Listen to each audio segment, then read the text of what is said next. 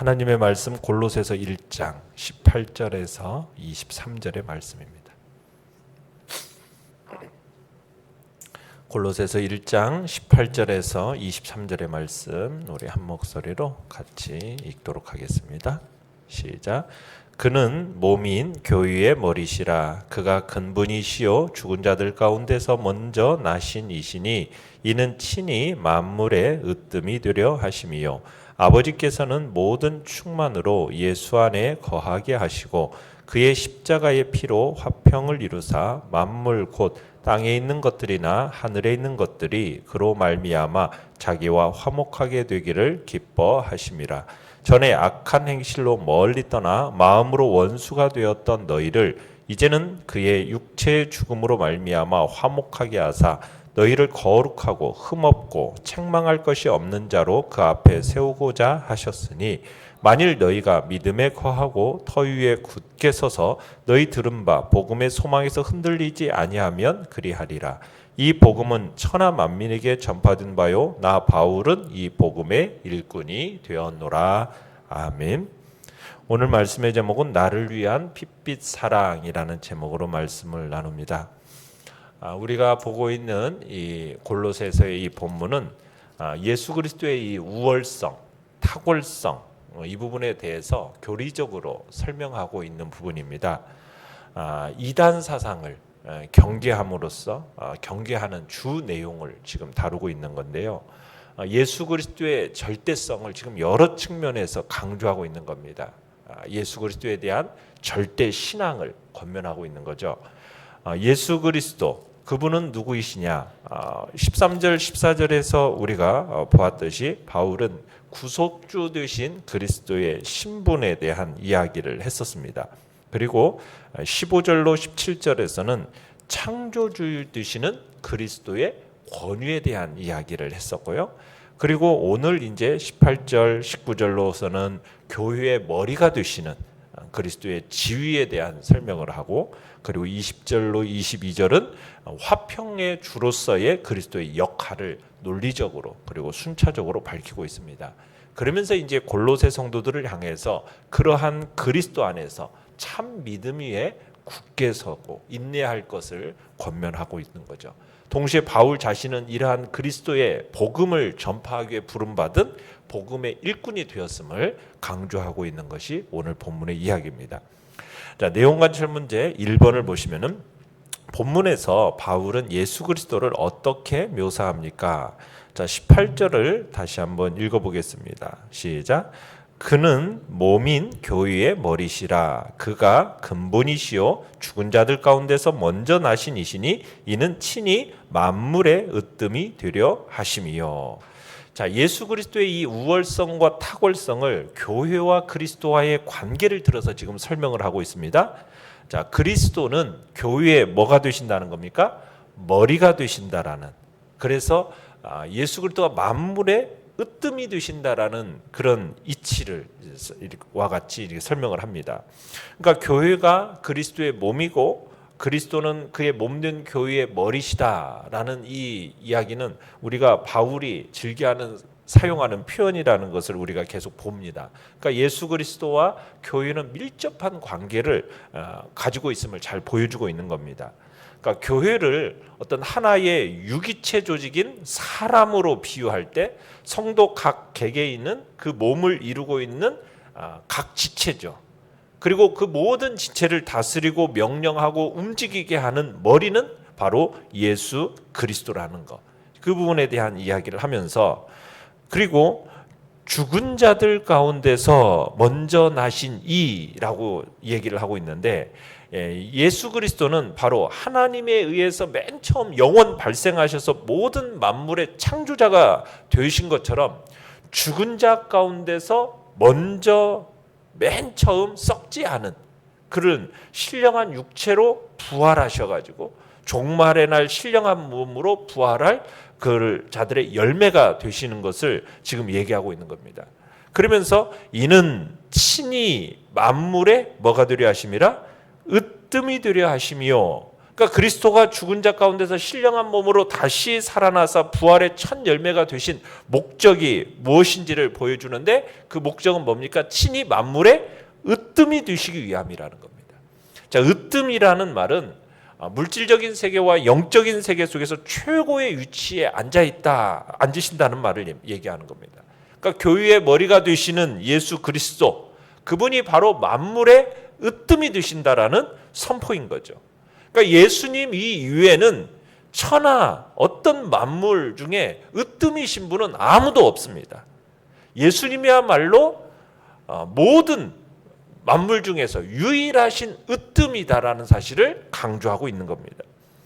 실제로 예수님은 이 세상 창조에 직접적으로 관여하신 하나님으로서 어떻게 보면 만물의 통치자가 되시는 분이십니다. 그러면서 특히 하나님의 공의를 만족시키기 위해서 자신의 어떻게 보면은 죽음의 자리에 딱 내어놓으시고 죽으셨을 뿐만 아니라 사망 권세를 이기시고 부활하심으로 말미암아 더욱 만물의 으뜸으로서 자신의 지위를 공고히 하신 거죠. 그러니까 단순히 그냥 창조주만으로가 아니라 죽었다가 다시 살아나심으로 말미암아 자신이 만물의 으뜸이 되신다는 사실을, 그 지위를 완전 공고하게 분명하게 드러내 주신 겁니다. 그래서 예수님께서는 모든 무릎으로 하여금 그 아래 꿇어서 경배케 하셨고, 사망과 음부의 그 열쇠를 지니고 계시고, 모든 인격적인 피조물들을 선악간에 심판하시는 존귀한 분이시라는 사실을 이제 드러내게 되신 겁니다. 예수 그리스도는 이와 같이 우월하고 탁월한 분이라는 사실을 설명을 하고 있는 겁니다. 내용관찰 문제 2번입니다. 예전에 우리는 하나님과 어떤 관계였습니까? 자, 21절을 같이 한번 읽어보겠습니다. 시작. 전에 악한 행실로 멀리 떠나 마음으로 원수가 되었던 너희를. 자, 어떤 상태, 어떤 관계였습니까? 흑암의 권세에 사로잡혀서 종로로 탔던 이 과거의 상태를 지금 묘사하고 있는 거예요. 그리스도에 알기 전에는 멀리 떠나 있었다. 멀리 떠나 있었다. 죄인으로서 하나님과 완전히 분리가 되어져서 하나님으로부터 철저히 소외되었다라는 이야기입니다. 더욱 마음으로는 어떤 상태였다고요? 하나님과 원수가 되었다. 이거죠. 원수가 되었었다. 그리스도를 믿지 않는 인간은 하나님을 멀리 떠나 있을 뿐만 아니라 의지적으로 하나님을 대적하고 있다는 것을 알 수가 있습니다. 그러니까 인간은 악한 행위로 인해서 하나님으로부터 소유되어서 그와 교제할 수 없는 그런 상태에 놓이게 되었고, 마음으로는 하나님을 대적함으로 인해서 원수의 자리에 있게 되었던 것이 우리 인간의 과거의 모습인 겁니다. 결국 단적으로 말하면 영원한 멸망에 처해질 운명이었다라는 거죠. 영원한 저주의 상태에 있었다는 얘기입니다. 희망이라는 것은 도저히 찾아볼래야 찾아볼 수 없는 그런 운명, 그런 상태, 어떤 복도 기대할 수 없는 그런 상태였다고 이야기하고 있습니다. 그러니까 하나님과 생명의 복의 하나님이 바로 생명과 복의 근원이신데, 그런 하나님과 원수되었다라는 것은 결국 생명과 모든 복에서부터 단절된 상태라는 것을 의미하고 있는 겁니다. 자, 연구와 묵상 문제 3번입니다. 예수님이 십자가에서 죽으셔야 했던 이유는 무엇입니까? 자, 하나님께서 예수님을 교회의 머리로 세우셨고 만물의 으뜸으로 세우셨습니다. 그리고서는 19절에 보면은 하나님의 그 신령한 충만함을 예수 그리스도 안에 두셨다라고 얘기하고 있어요. 그러면서 하나님께서는 예수 그리스도의 십자가의 피로써 화평을 이루사 만물로 하여금 그리스도로 말미암아 자신과 화목하게 하시기를 기뻐하셨다라고 얘기하고 있습니다. 자, 20절을 같이 한번 읽어보겠습니다. 시작. 그의 십자가의 피로 화평을 이루사 만물 곧 땅에 있는 것들이나 하늘에 있는 것들이 그로 말미암아 자기와 화목하게 되기를 기뻐하심이라. 그러니까 첫째 아담의 불순종으로 말미암아 하나님과 원수되었던 인류, 이 인류를 하나님과 화평과 화목을 이루기 위해서는 뭐가 필요했던 겁니까? 둘째 아담이신 그리스도의 하나님에 대한 순종이 필요했던 겁니다. 이 일을 위해서는 예수 그리스도께서 그에 상응하는 대가를 지불하셔야만 됐던 거예요.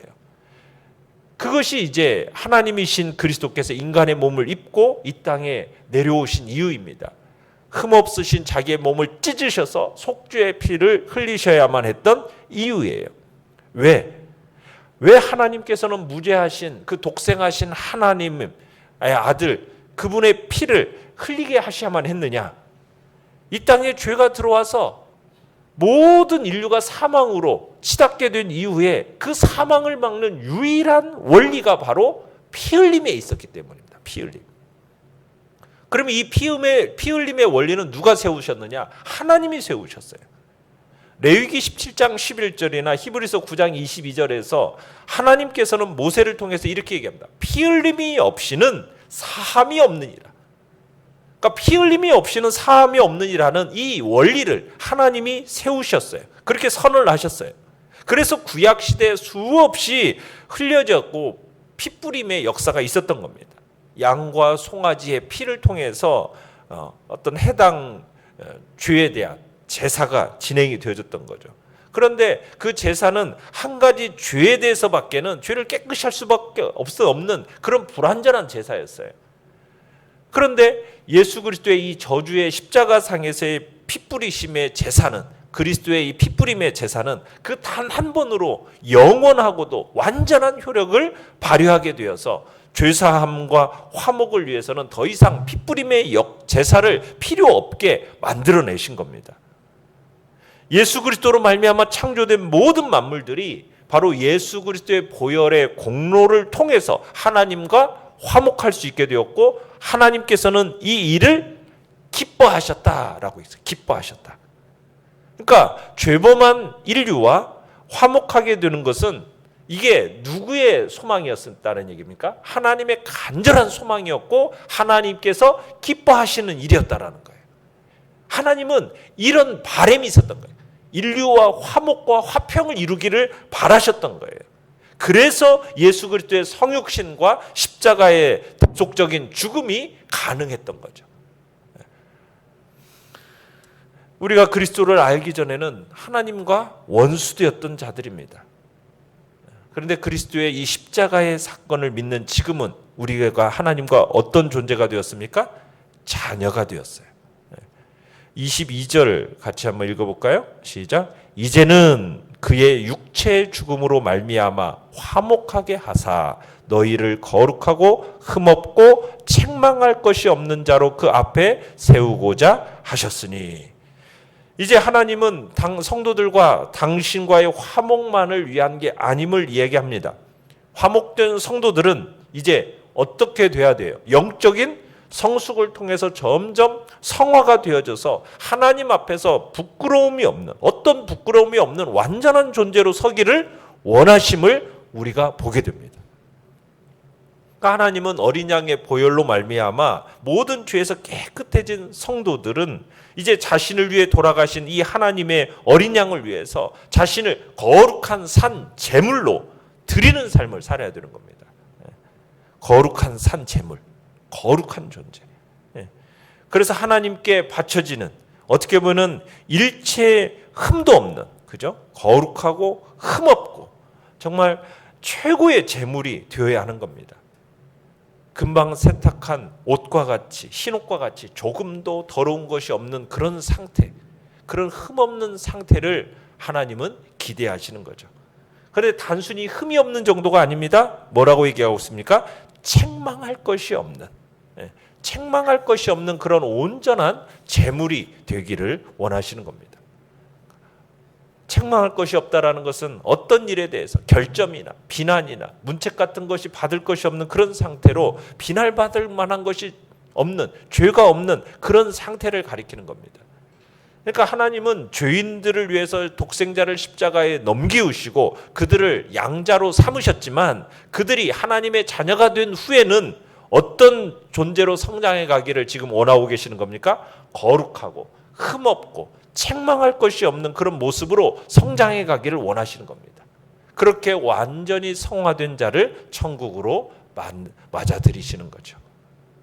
왜 이렇게 강조하느냐? 이 당시 골로새 교회에는 이단들과 거짓 선생들의 가르침으로 인해서 복음의 소망에 대해서 흔들리는 사람들이 많았던 거예요.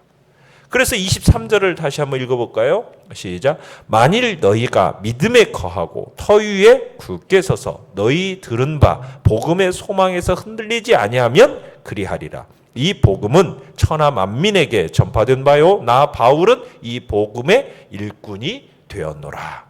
이 복음에 대해서 이 바울의 가르침, 에바브라의 이 가르침, 이것으로 인해서 복음의 소망에 대해서 흔들리지 말기를 원했던 겁니다. 왜냐하면 이 당시 너무 거짓 교사들, 이단 사상에 너무 노란하는 사람들이 많았던 거예요. 그렇게 흔들리는 사람들은 하나님 앞에 설 수 없다는 겁니다. 바울은 그러한 자들에게 믿음에 거하고 터 위에 굳게 서서 믿음의 복음의 소망에서 흔들리지 않기를 당부하고 있는 것입니다.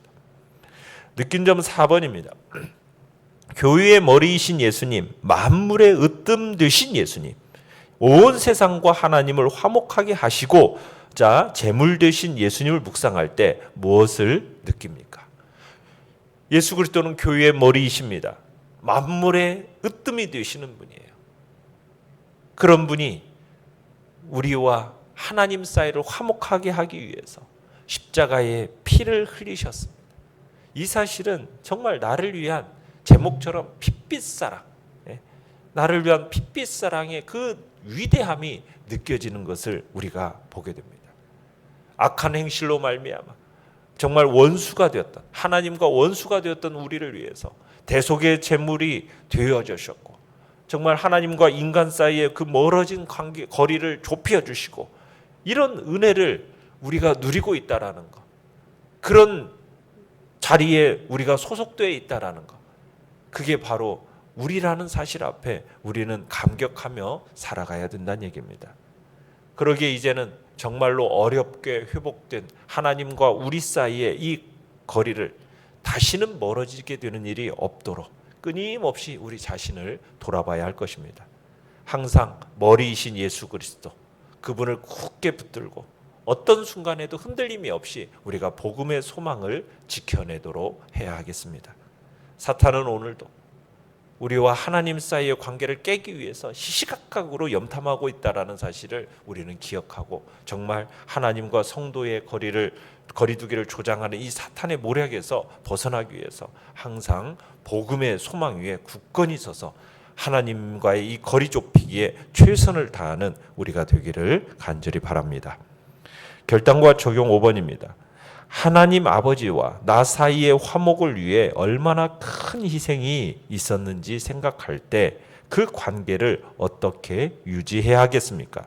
화목한 가정, 화목한 회사 분위기를 만들기 위해 내가 할 수 있는 일은 무엇입니까? 더 이상 하나님과 나 사이에 다시는 멀어지는 일이 없도록 끊임없이 돌아보면서 우리가 십자가 앞에 나아가 예수 그리스도의 보혈로 우리의 죄를 깨끗이 씻어내고 그리고 거룩하고 흠이 없고 정말 책망할 것이 없는 그런 자로 나를 힘써 세워나가겠다고 주님 앞에 결단하는 복된 은혜가 있기를 바랍니다. 오늘의 기도 같이 읽겠습니다. 시작. 하나님과 저 사이를 갈라놓는 죄를 다 토해내고 말씀과 기도 속에서 아버지와 깊이 교제하게 하소서. 아멘. 말씀을 생각하면서 기도하시고요. 연약한 우리의 지체들을 위해서 기도해 주시기 바랍니다. 하나님께서 복된 사랑과 은총으로 선하게 우리 교회 안에 나타내시길 원하고 또 지금 또 띵크이 스터디 클럽을 개원하기 위해서 또 코치 교육들이 진행되어지고 있는데 그 모든 과정 가운데 하나님의 은혜와 자비하심의 역사를 놓고 주의 교회가 다음 세대 가운데 풍성하게 세워져가는 역사가 나타날 수 있도록 기도해 주시기 바랍니다. 주여, 우리 세 번 부르짖으며 나아갑니다.